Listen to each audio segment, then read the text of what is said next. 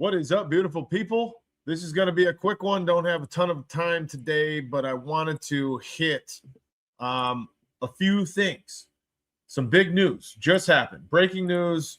Happy, sad. I don't think anyone's really going to be that distraught over this, but we shall get there anyways and talk about it for the time being. Bobby Babich was just let go by the Buffalo Bills, and the Green Bay Packers are hiring him effective immediately. And as you can see here, this is he's a DC. He was a DC in Buffalo, defensive coordinator, and now he's being hired by the Packers as their defensive pass game coordinator and / secondary coordinator. This English on this X post by Tom Pelissero is a little off, but Babich had been with the Bills since 2017, serving as defensive coordinator the past 2 seasons.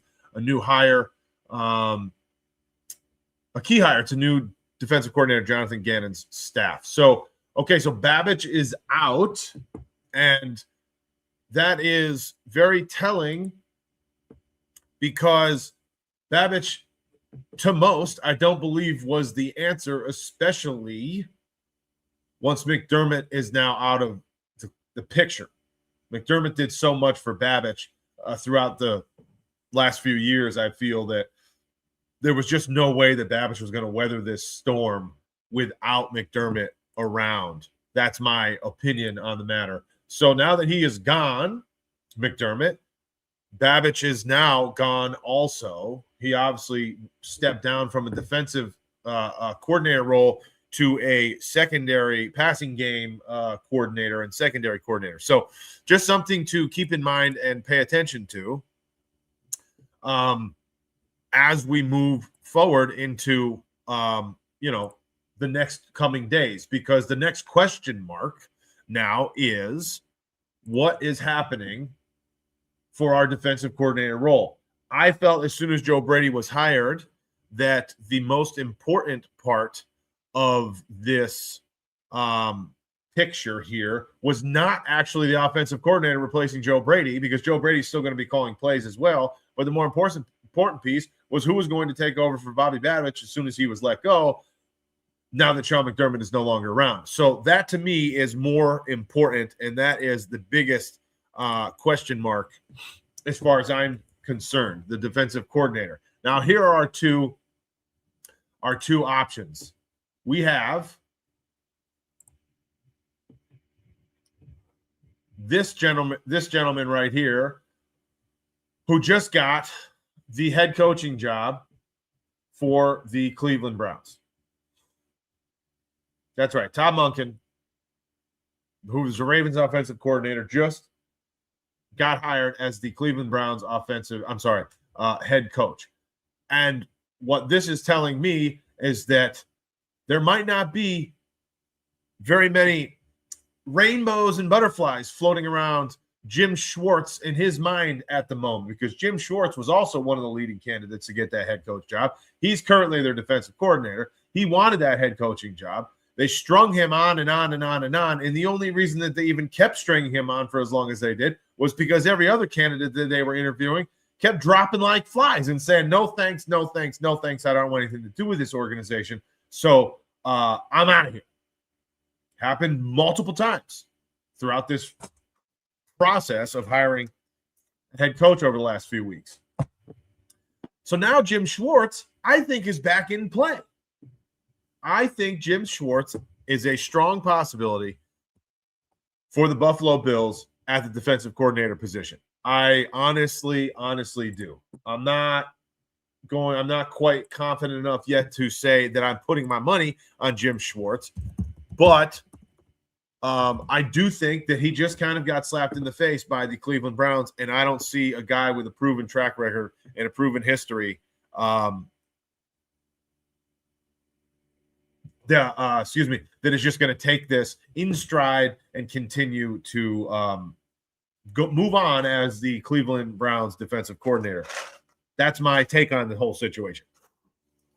If he was a younger guy without a proven history, well, maybe he wouldn't have much to gripe about. Jim Schwartz has proven, though. He's absolutely proven that he has what it takes to be a really, really good defensive coordinator. Okay. Adam Schefter just tweeted this now. Well, not just, a little while ago. This is all into my point. This might actually come into play as we're talking about this because I'm hitting this kind of live here with you guys. Browns defensive coordinator Jim Schwartz. So he's talking about this as well. Jim Schwartz is still under contract to Cleveland, and the team wants him to stay. Okay, that's fair enough. However, we all know that if someone pleads and begs and asks for a release or a trade or what have you, it's a possibility, right? Not saying that the Cleveland Browns are going to be thrilled to death to get rid of him. Why would they? They wouldn't. He's one of the better defensive coordinators in the last few decades, in my opinion, in the NFL. So I'm sure they're not going to be happy about it. That said, this organization, I guess I wouldn't put anything past them, even if it meant strong arming someone to stay, even though they just simply don't want to be there.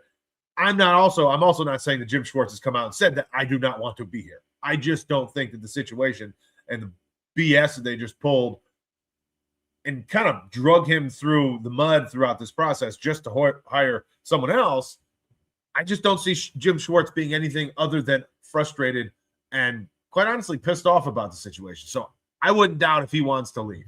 Not saying that he's going to do that or put up that fight, but I wouldn't doubt that at all, to be quite frank with you.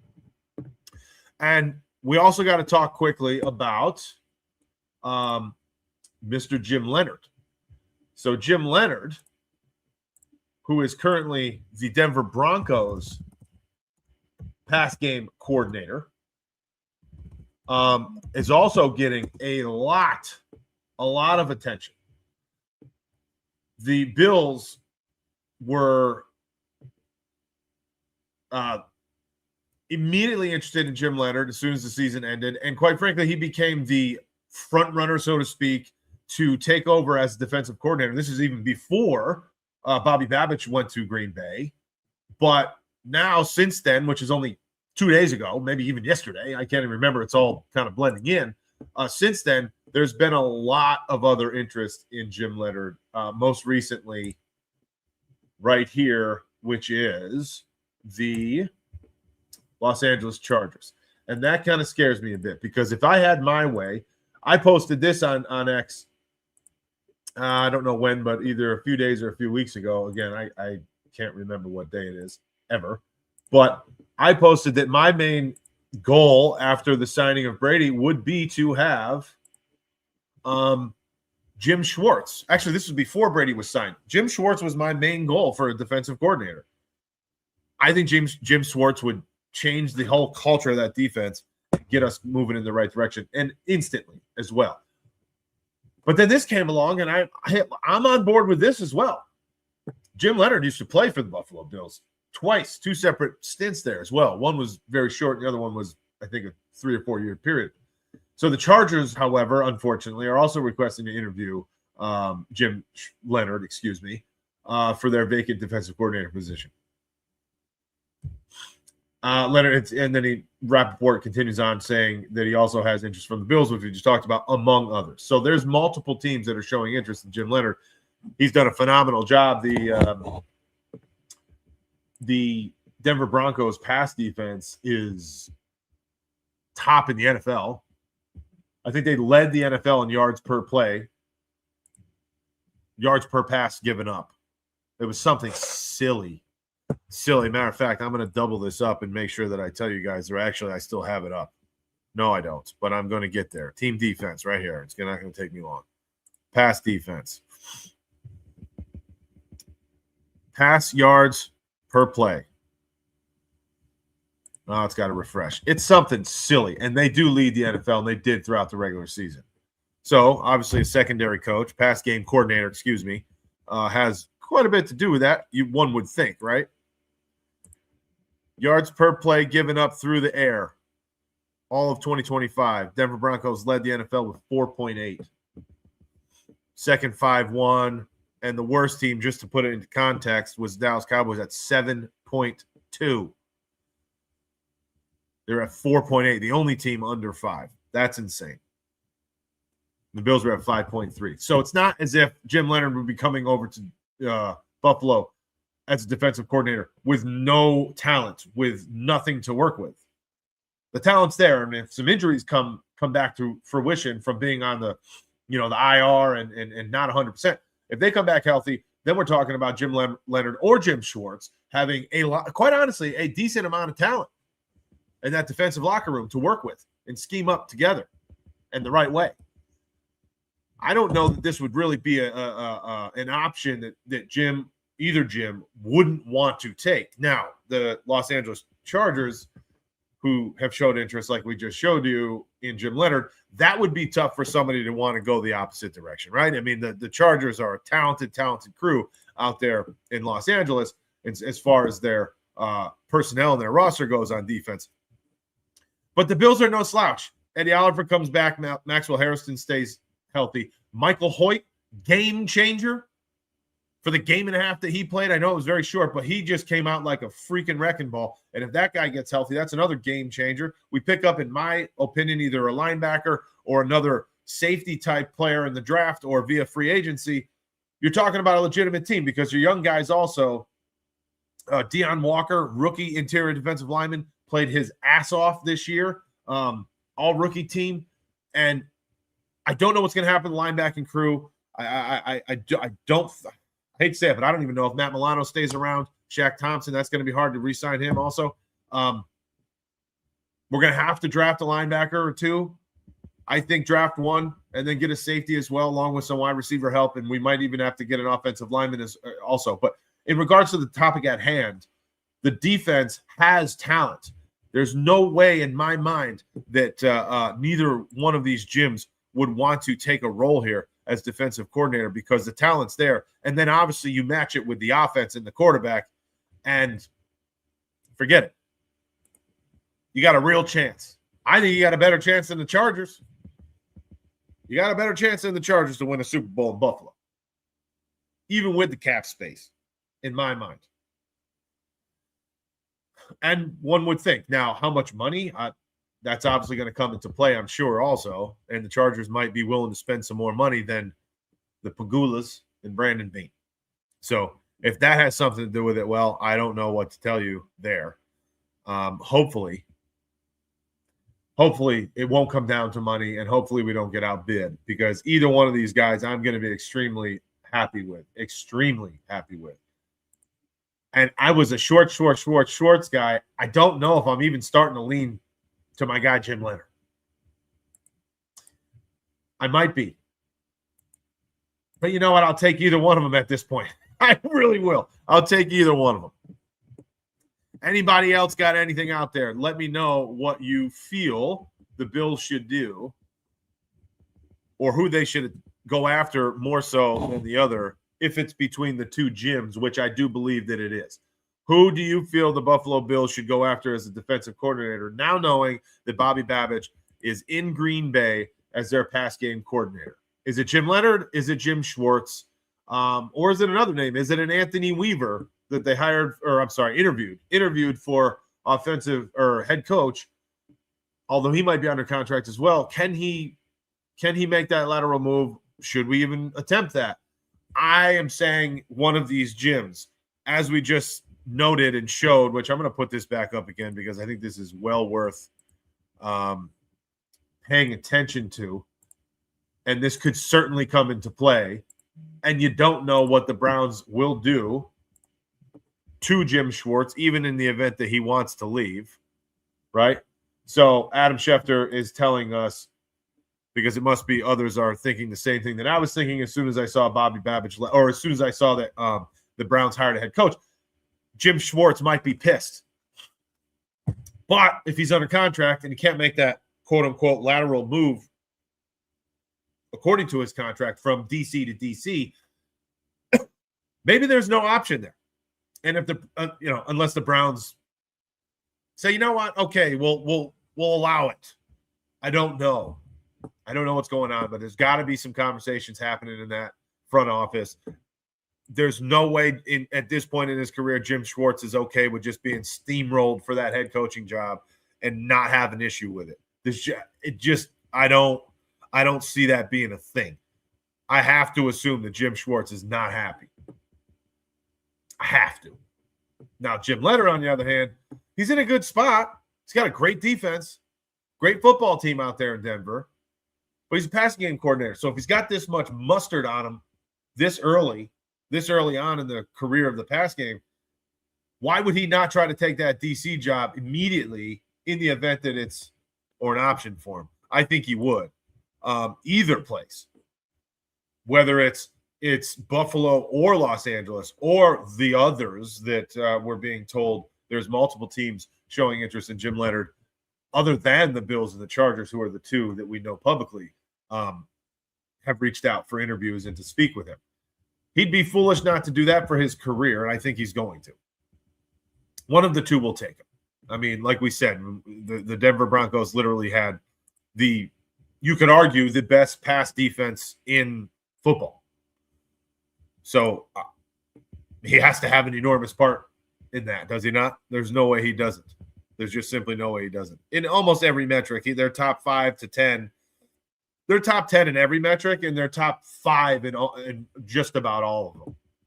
Just about all of them. I mean, I know they get after the quarterback as well out there in Denver. They did, which might not have a ton to do with Jim Leonhard. But then again, you can't tell me that every single sack out of all the sacks, none of them are coverage sacks, because they are.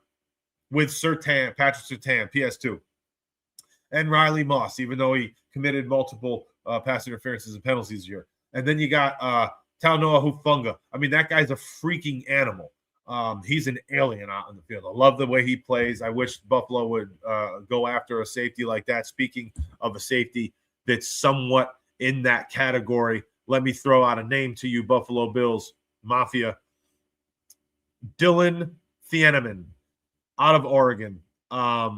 6 foot, 205-pound junior safety with an 86 out of 100 player ranking. 8th safety rank coming into this draft. And his scouting report is freakishly similar to that of a Hufanga and Troy Polamalu. That's just kind of where my mind goes. He's a little bit lighter weight than those boys were and are, excuse me. But his scouting report flies around, downhill. His understanding of concepts of football, especially reading the run game from the second or third level and making plays up front, are second to none. He's an absolute film rat, so he studies as much as anybody at that position. The only knock that I'm reading on him is that sometimes, and not often, but sometimes he can be overly aggressive, which is a benefit to him as well. But he can be overly aggressive, over pursue, take too aggressive of angles towards that run game, and kind of overcommit and get beat. I don't know, though. I think I'm okay with that. That can be coached out of somebody a lot easier than instinct. Instinct can be coached into someone, if that makes sense. I think I'd rather have someone that overcommits, has tremendous instinct, from time to time overdoes it, versus someone that doesn't have great instinct but will never overcommit. At this point in time, for the Buffalo Bills, who have given up over 30 points a game in their last 3 playoff losses, at this point in time, I'm done with playing things safe defensively.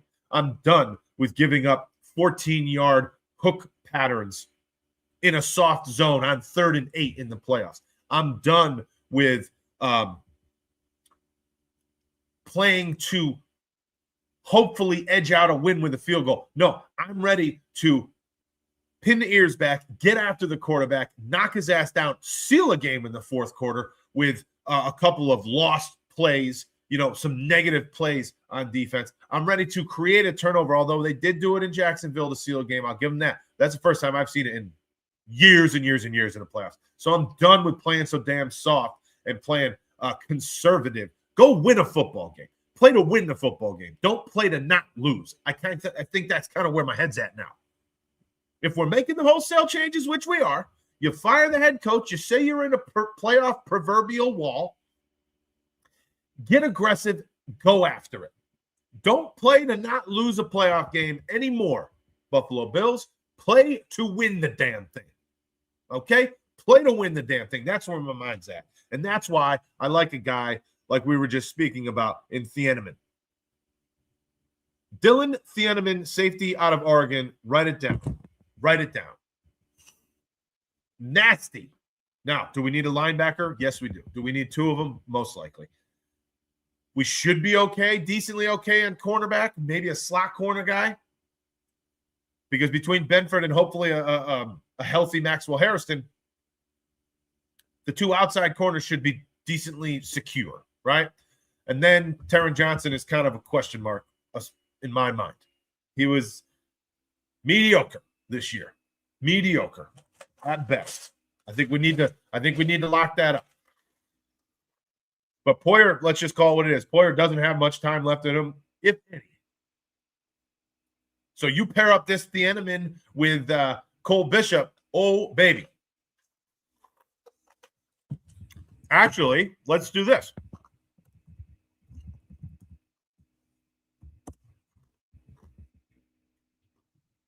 I'm going to pull this up so you guys can see what I'm talking about.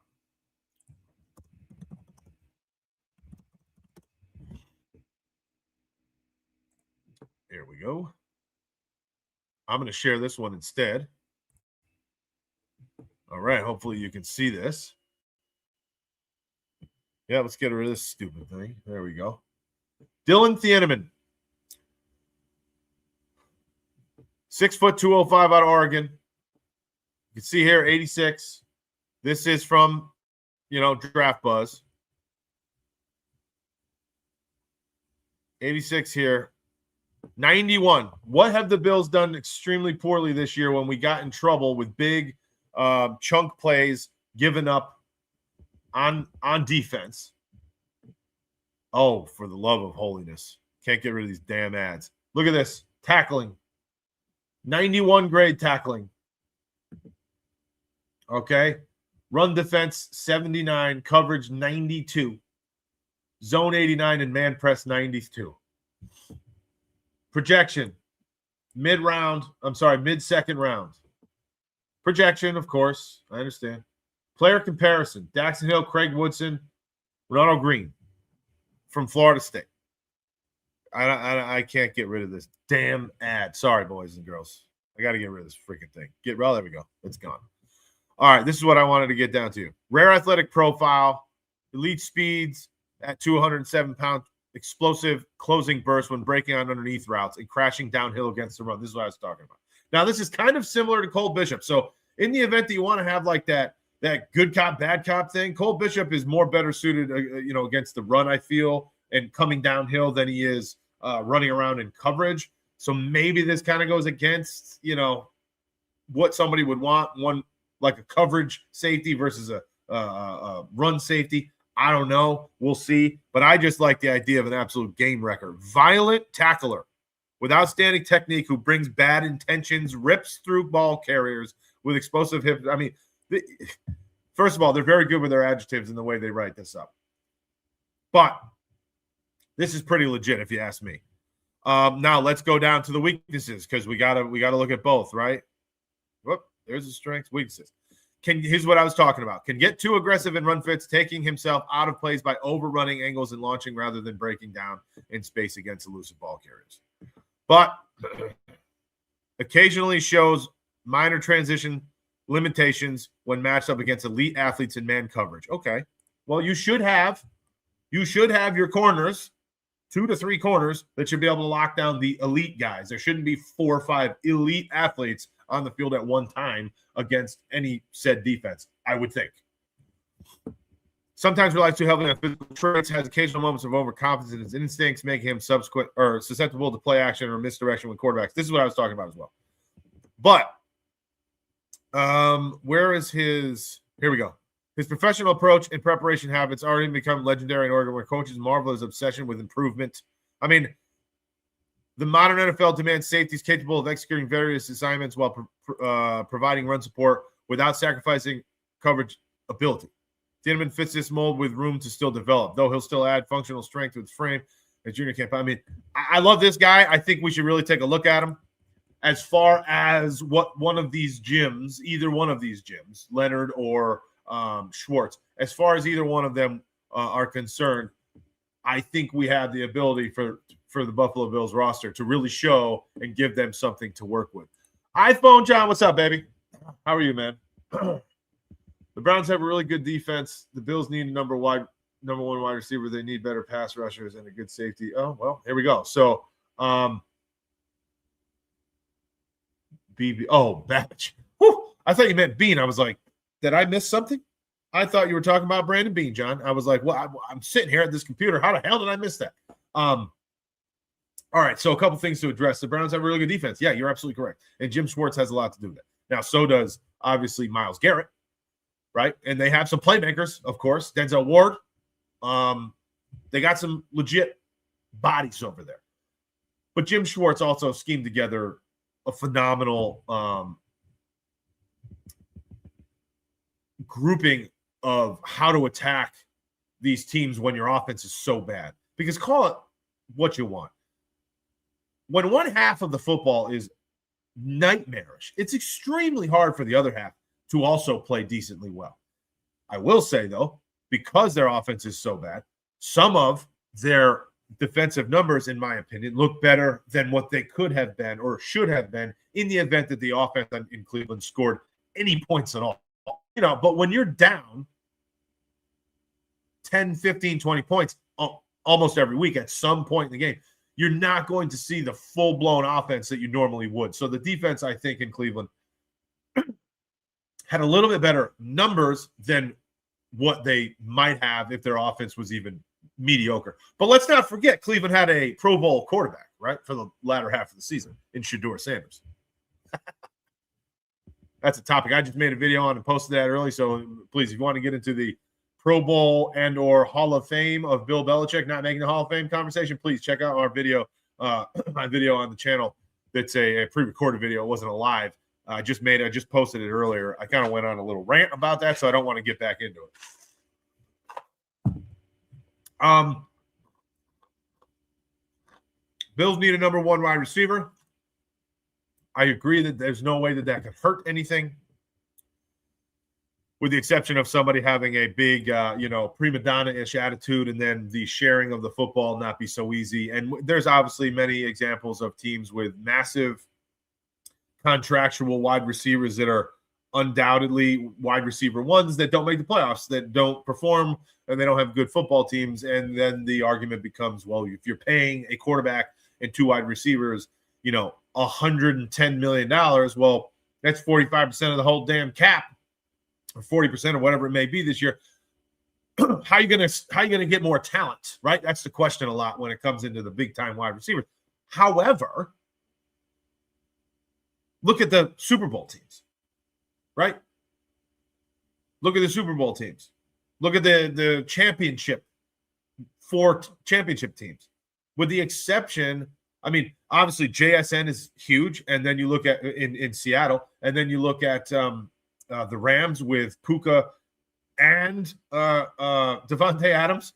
Oh, and by the way, I'm sorry, I forgot Cooper Kupp tied in with Jackson Smith and Jigba in Seattle, and then you go over to the AFC side, and you got Cortland Sutton, okay, and Mims. They're not wide receiver ones necessarily. Sutton's more of a one, I guess, than the others, but than Mims, but he's not a top 5 paid wide receiver type, But then you look at New England, and they kind of did it without any massive wide receiver one. Diggs is not a wide receiver one in my mind. When I think of wide receiver one, I think of the JSNs, I think of the Pukas, I think of the Devontaes, I think of the Justin Jefferson, the Jamar Chase. Even I think Higgins is more of a number one than Stefon Diggs is.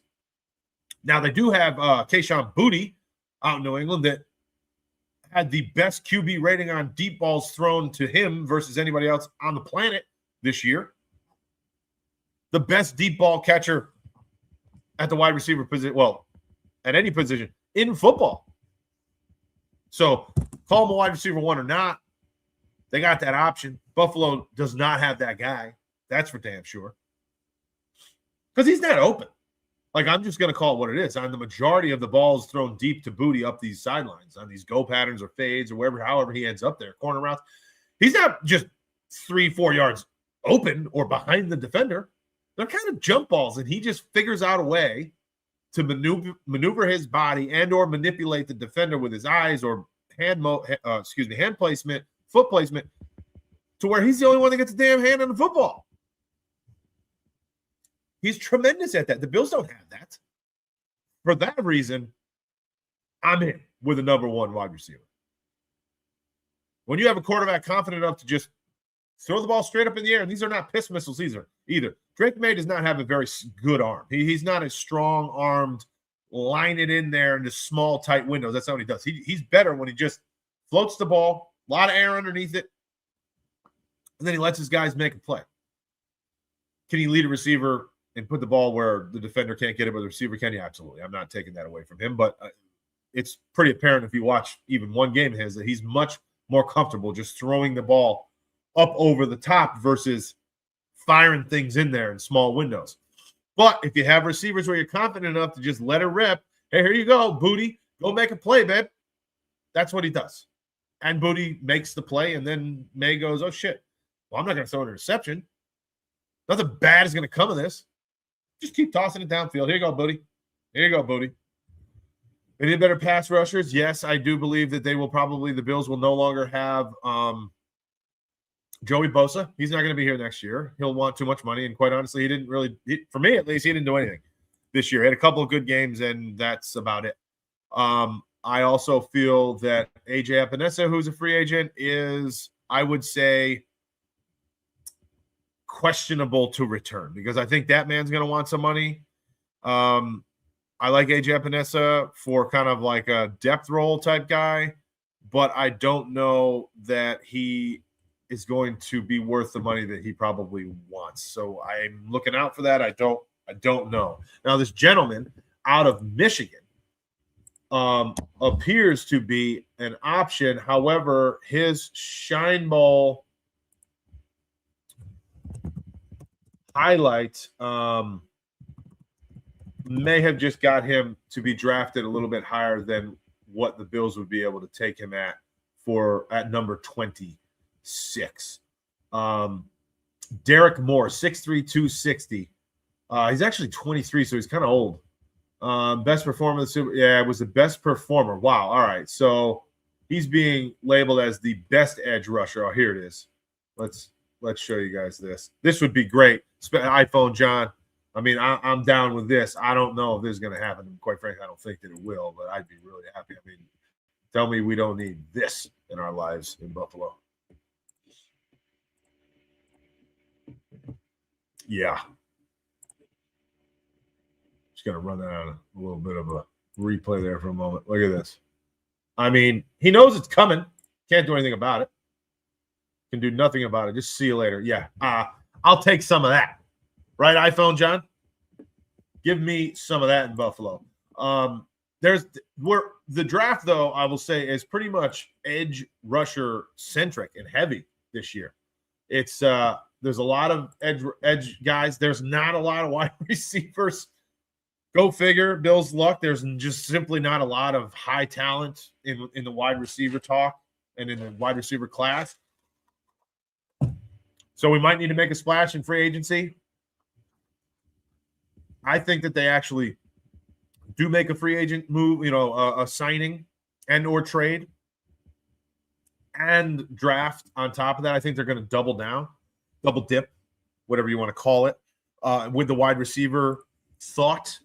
And I think that linebacker is very important.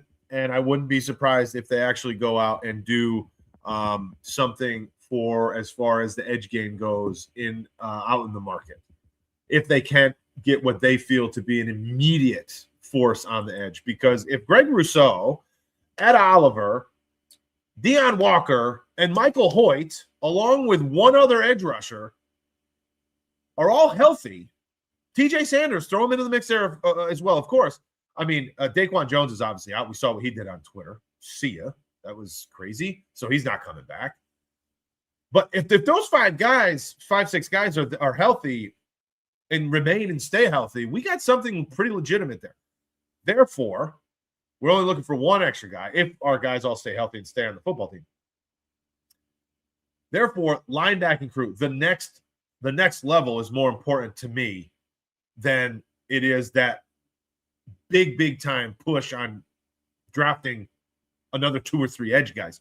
Get one more edge guy, whether it's free agency, trade, and or draft, and then have, if your people can stay healthy, Walker, Sanders, Hoyt, and Eddie Oliver. Jeez, sorry.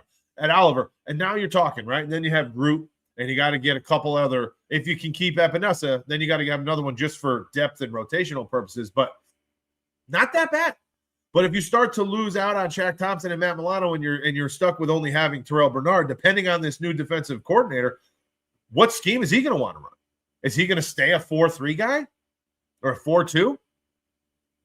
A base 4-3? Or are they going to go to a 3-4? You don't know until you know who your DC is, right? So that's going to be big when it comes to understanding and determining which direction the Bills go in their draft, because you know, if Schwartz comes versus Leonhard, well, they're going to have different intricacies. So we can't really determine what type of draft or who we're going to go after in the draft until we know what we're going to be looking at defensively. Now, Joe Brady is calling plays. He came out and said it. I will still be calling plays next year. So we know what type of offense, right? That's not a question mark anymore. We know what type of offense we're going to run.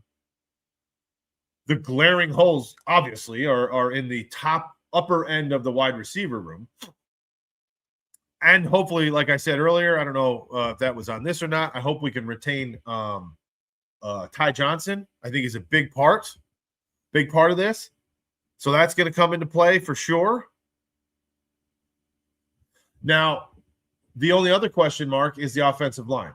Connor McGovern and David Edwards are both free agents, and their value is a lot of money. A lot of money. And I don't know. I don't think that both of them will stay here. I don't think they're going to pay both of them. I don't think there's a way that the Buffalo Bills could pay both of them, if I'm being quite frank with you. I just don't see it happening. Where's it going to come from? We're already $11 million below the cap. Obviously, we're going to get rid of some people. But you can't throw in another like 20 million, 25 million, I don't feel, on those two guys, which will eat up probably the majority of the increase in salary cap from 25 to 26. If you're going to try to go out and get a number one wide receiver, I mean, how the hell are you going to do that? I don't know. We'll see. We shall see. But either way, the focus here today on this quick live here was more so the defense. I like Thieneman. I told you. Dillon, stud. I'd like to see him around, no doubt. I also wouldn't mind the gentleman that we just showed. I don't know if he'll last, Derek Moore from Michigan. I don't think he's going to last. So, I mean, 6'9", 345 moving like that. You just don't have that often. You can't find that very often, can you? Yeah. So if it gets to you, you got to take him. You got to take a game changer like that. I mean, Jacob Infante in that same post we just showed says it's a loaded edge class in 2026, but don't forget about more. Explosive, refined hands, dense frame. So I don't know where. Actually, I'm going to pull this up real fast before we get you guys out of here and move on with our days. Let's come here to edge. I'm just going to take a look at it, see where he is ranked, Mr. Moore. 1, 2, 3. Wait a minute now.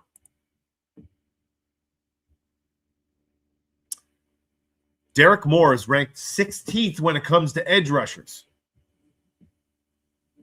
Whoa. Wait a second now. This is saying Derek Moore. I'm sorry, he was up against 6'9", 340. I was talking, okay. He's not 6'9", 345. He is 6'3", 254, but he just ran over 6'9", 345 easily. He's got a 4.65 40, which is one of the faster 40s that you'll see from the edge. Well, let me just do this real fast for everybody. I think this is somebody that might be real legit here, and he might come, he might fall. He might fall. What? Why did that work? There we are. So, you can see Derek Moore right here in the edge. There he is.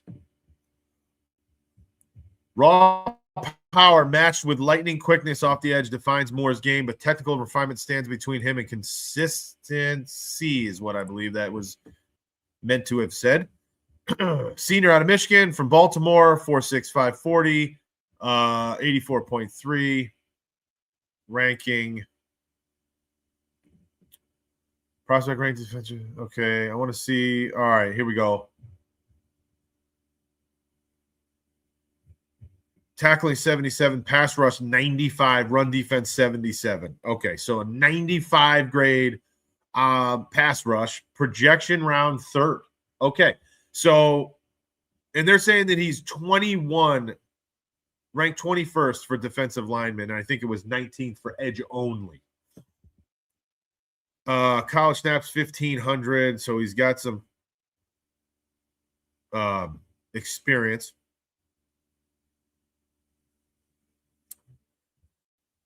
Let's see. Electric get off that rockets him upfield, forcing tackles to scramble into recovery mode for the moment the ball is snapped. I mean, I'll take that. Converts speed to power with devastating efficiency. Shows impressive hip flexibility and bend when turning the corner. Relentless motor that shows up backstage in pursuit. Backside pursuit and extends play and extended plays. Never takes snap off and hunts from whistle to whistle. I mean, is that not a Buffalo statement? Is that not a statement for a Buffalo Bill? For the city of Buffalo?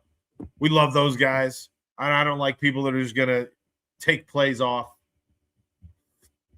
My guy did a lot of that this year, unfortunately. Keon Coleman. Hate that. Versatile lineman capabilities. Does an excellent job using his length to disrupt passing lanes. Where the height and the arm wingspan really came into play this year? Deion Walker. With his batted balls.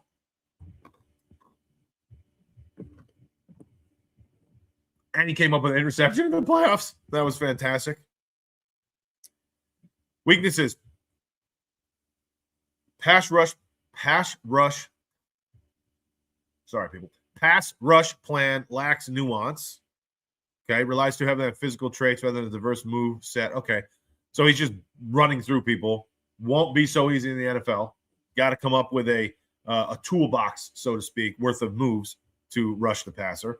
Struggles to disengage when anchored by offensive tackles. Okay, so that's not great for the run block or the QBs evading through the pocket, stepping up in the pocket. That's not great.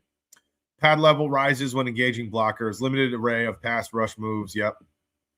Coverage skills are a work in progress. Okay. Raw power matched with lightning quickness. All right, so he needs coaching. He needs development. Don't know that the Buffalo Bills have been the most developmental team in the NFL for edge rushers in the past 5 to 10 years. However, I love the motor, just like Thieneman. I love the aggressiveness and the flying around. I'd rather have the bigger mistakes by just being a Tasmanian devil than by being so damn laissez-faire and conservative that we just let people push us back and drive down the field, especially in game time, right? In crunch time. Fourth quarter of a playoff game, you're up by 4. There's no way that someone should be able to pick your zone apart on 3rd and 8, 3rd and 9, might even been 3rd and 10 for 15, 16 yards. We should be with rushing 4 people. Unless you have 4 people that have, notoriously gotten pressure, like if you were the Houston Texans. Okay, you only need to rush 4 at all times because you get to the quarterback anyway. The Bills didn't. So we rush 4, we play the soft prevent nonsense, and they come down with their best drive of the day. The Broncos against the Bills defense. That's where I need a defensive coordinator to say, all right, boys, we're coming to win the football game. We're not here to not lose. We're not scared to lose. We just, excuse me, I was about to say something bad. We don't want to lose, but we're not playing to not lose. We're going to come after you, and we're going to get a win. That's what I want. Give me Leonhard or Schwartz to just say, I'm going to punch you in the mouth until you don't get back up. That's kind of what I'm looking for. All right, that's going to do it. Appreciate everybody.